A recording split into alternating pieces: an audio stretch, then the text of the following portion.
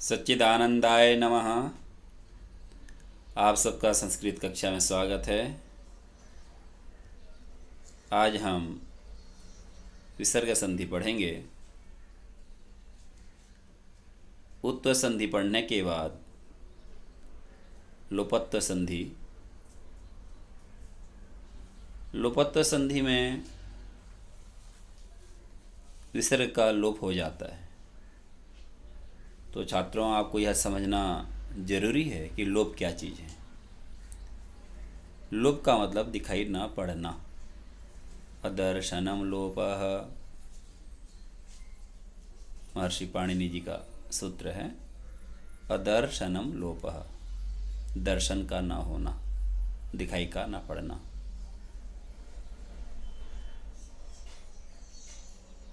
कब, कैसे, बस यही दो चीज़ समझनी है।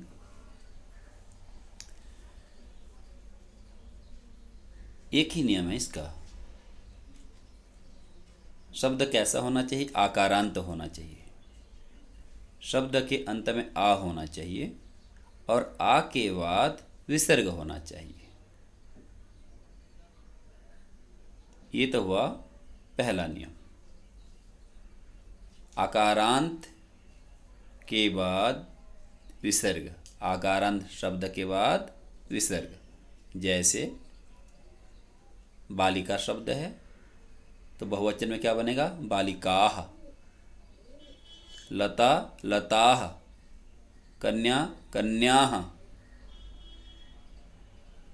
अब उस विसर्ग के बाद स्वर, कोई भी स्वर हो सकता है। वर्ग का तीसरा, चौथा, पांचवा वर्ण अथवा य, र, ल, व, ह, इनमें से किसी भी वर्ण के होने पर विसर्ग का लोप हो जाएगा। आप नोटबुक में लिखना चाहते हैं, लिख लीजिए। देखो, आ के बाद विसर्ग है और विसर्ग के बाद कोई भी स्वर हो सकता है। यदि स्वर नहीं है तो वर्ग का तीसरा, चौथा, पांचवा वर्ण हो सकता है। यदि स्वर भी नहीं है और वर्ग का तीसरा, चौथा, पांचवा वर्ण भी नहीं है तो जो नीचे लिखे हुए हैं य, र, ल, व, ह, इनमें से कोई वर्ण हो सकता है। ऐसी स्थिति में विसर्ग का लोप हो जाएगा।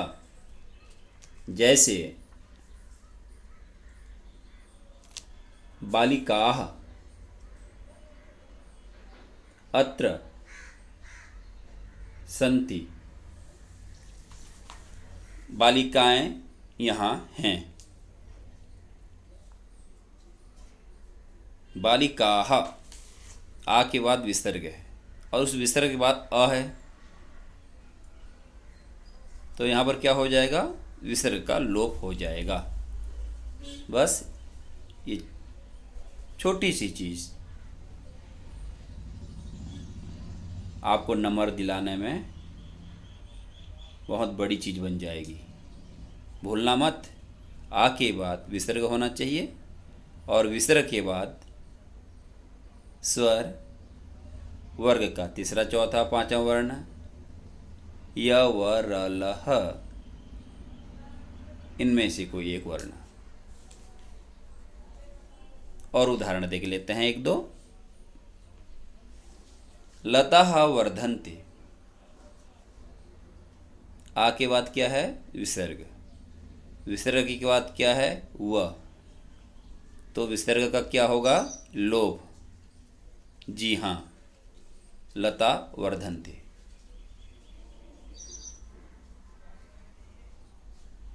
छात्राः हसन्ति, आ के बाद क्या है? विसर्ग। छात्रः, छात्रौ, छात्राः। हसन्ति, ये भी क्रिया बहुवचन है। अब यह वाक्य है आपके सामने, छात्राः पठन्ति, तो बहुत आसानी से समझ जाते हैं। लेकिन आपको कहीं लिखा हुआ मिल गया छात्रा हसंती, तो आप इसको गलत नहीं कर सकते, क्योंकि संधि नियम के अनुसार आ के बाद जो विसर्ग है उसका लोप हुआ है, तो छात्रा हसंती भी लिख सकते हैं। ठीक, अब आगे आते हैं रत्व संधि पर। रत्व संधि अ आ स्वर को छोड़ करके, अ और आ इन दोनों स्वरों को छोड़ दो, अन्य किसी स्वर के बाद यदि विसर्ग है और उस विसर्ग के बाद स्वर वर्ग के तीसरे चौथे पांचवें वर्ण य व र ल ह, इनके होने पर उस विसर्ग को र हो जाएगा।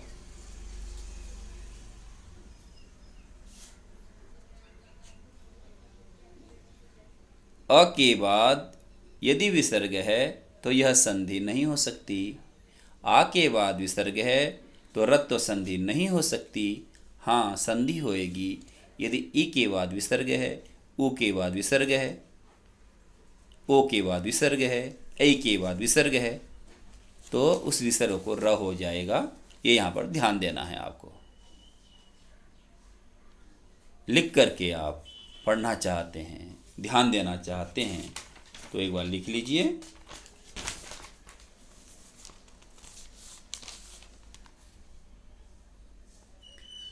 अ आ को छोड़कर किसी अन्य स्वर के बाद विसर्ग है और उस विसर्ग के बाद स्वर हैं, वर्ग का तीसरा चौथा पांचवा वर्ण है, य व र ल ह है, अर्थात इनमें से किसी वर्ण से उत्तर पद शुरू होता है, तो ऐसी स्थिति में विसर्ग को र हो जाएगा। उदाहरण के लिए देख लीजिए, कवि ही अस्ति, ई के बाद विसर्ग है और विसर्ग के बाद अ है, तो उस विसर्ग को र हो जाएगा, कविर अस्ति। र हलंत है और आगे अ, तो उस जो अ है उसको अवकाश मिला र में मिलने का, उस अ को र में मिला देंगे तो कविर अस्ति। साधु अत्र अस्ति, साधु रत्र अस्ति, हरि अस्ति, हरिरस्ति, इस तरह से हो जाएगा। स्वर की जगह यदि व्यंजन वर्ण है तो इसको भी देख लीजिए। धेनु धावती, गाय दौड़ रही है, उ के बाद विसर्ग है, धेनु। उस विसर्ग के बाद ध है, ध तवर्ग का चौथा वर्ण, त थ द ध, तो विसर्ग को र हो जाएगा, धेनुर धावती। अब क्या होगा, र हलंत होने के कारण जो अगला व्यंजन वर्ण का स्वर है उस पर चला जाएगा, अर्थात धावती में ध में जो आ है उसके ऊपर रेप को रख देंगे, धेनुर्धावती।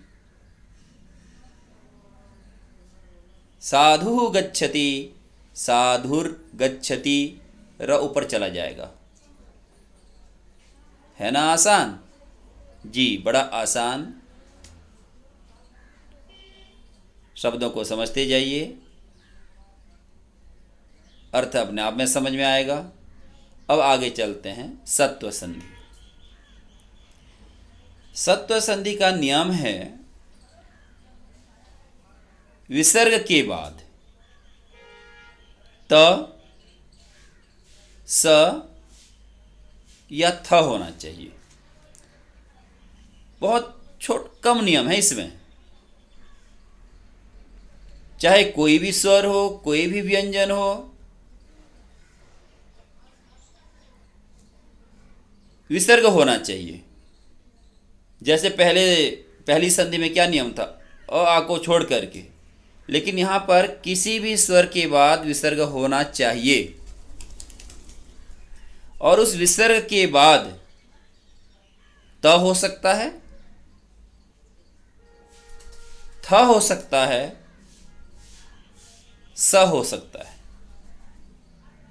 उदाहरण से और अच्छी तरह से समझ जाओगे। पहले लिख लीजिए आप।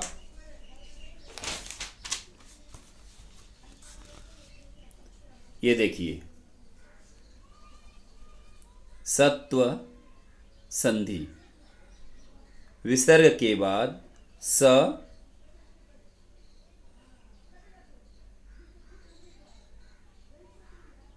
थ, त, इनमें से कोई वर्ण हो सकता है। जैसे रामः तत्र गच्छति, अ के बाद विसर्ग है, विसर्ग के बाद त है, तो रामस्तत्र गच्छति। भक्तः सेवते, भक्तस् सेवते। बालकः थुत्करोति, बालकस् थुत्करोति। बस ये छोटे छोटे 3 नियम हैं इसमें कि विसर्ग के बाद स, त या थ, इनमें से कोई वर्ण हो सकता है, तो उस विसर्ग को स हो जाएगा। क्या हो जाएगा? स। तो स होने से इसका नाम सत्व संधि पड़ा। अब हम पढ़ेंगे श, स, श, श। ये तीनों सत्वों को पढ़ना है आज। शांति ही, शांति ही जी। तो विसर्ग के बाद यदि श है, च है या छ है, कौन कौन से वर्ण? विसर्ग के बाद श, च या छ, इन 3 वर्णों में से किसी वर्ण के होने पर उस विसर्ग को श हो जाएगा, श हो जाएगा। जैसे रामः च, रामश्च। आपको समास बनाते समय यह संधि बहुत काम आने वाली है। जब द्वंद्व समास बनाते हो, रामः च, कृष्णः च, तो रामः च कृष्णः च न लिख करके रामश्च कृष्णश्च रामकृष्णौ। मतलब क्या समझना है कि विसर्ग के बाद यदि च है तो उस विसर्ग को श हो गया, रामश्च। इसको भी आप देख लीजिए, लिख लीजिए।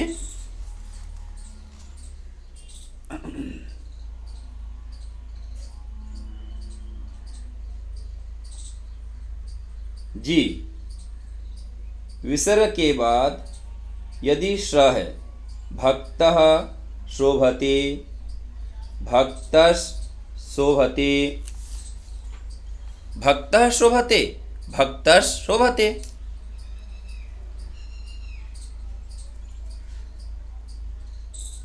नृपः छिन्दति, नृपश्छिन्दति।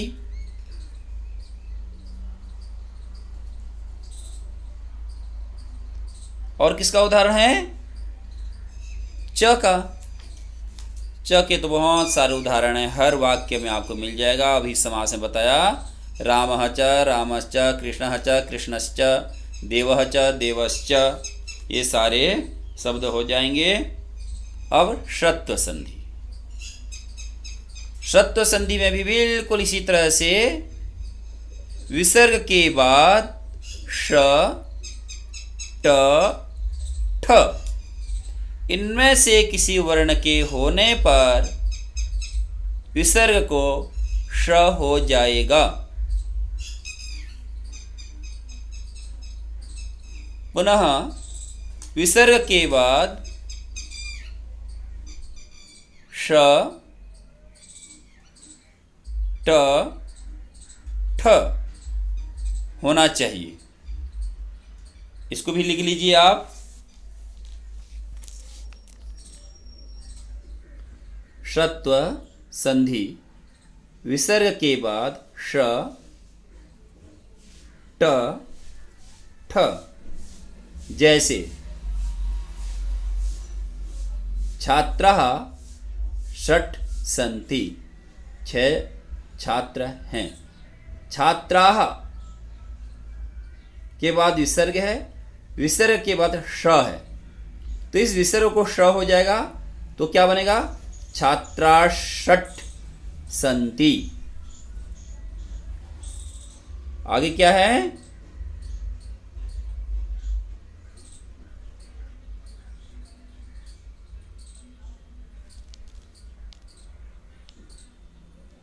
रूप्यकैः ठनठनायते, रूप्यकैः ठनठनायते। तो रूप्यकैः ऐहि, ऐ के बाद विसर्ग है, आगे ठ, ठनठनायते, तो क्या बन जाएगा विसर्ग को? श। रूप्यकैश् ठनठनायते, रूप्यकैश् ठनठनायते। और डयमानः टिट्टिभिः, डयमानः टिट्टिभिः, टिट्टिभियों के द्वारा उड़ा जाता है। डयमानः, अ के बाद विसर्ग है, हमें क्या नियम देखना? विसर्ग के बाद ट होना चाहिए। टिट्टिभिः ट है तो क्या हो जाएगा? श हो जाएगा। तो डयमानश्टिट्टिभिः, डयमानश्टिट्टिभिः। तो बच्चों, बहुत कम समय में आज आपने विसर्ग संधि के सभी भेद पढ़ लिए। अब आपको कक्षा 10वीं में नंबर लेने में बड़ा आसान हो जाएगा, पूरे नंबर मिलेंगे आपको, ये खुशी की बात रहेगी। तो अब हम अगली क्लास में समास पढ़ेंगे। आप